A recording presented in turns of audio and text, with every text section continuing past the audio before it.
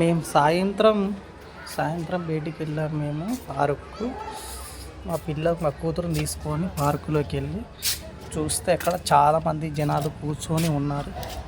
కొంతమంది ఏమో షటిల్స్ ఆడుతున్నారు.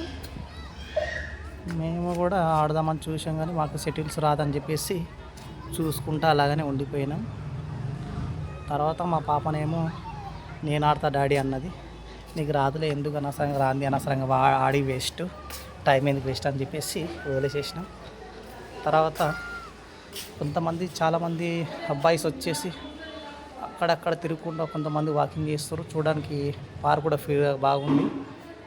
మేము కూడా కొంచెంసేపు కూర్చొని ఎంజాయ్ చేసినాం. బాగా అనిపించింది పార్కు. కొత్తగా వచ్చినాం మేము ఇందులోకి. చిన్నపిల్లలకి ఆడుకోవడానికి ఫ్రీడమ్ కోసం, పిల్లలకి ప్రశాంతంగా ఆడుకోవడానికి కానీ బాగుంది ఇది.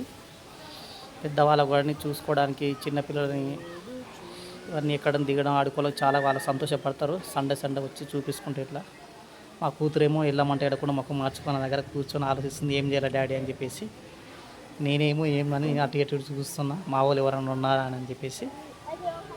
తర్వాత నేను కూడా ఖాళీ కూర్చొని చూస్తుంటే మా కూతురు సైలెంట్గా ఉండిపోయింది, ఏం మాట్లాడలేదు.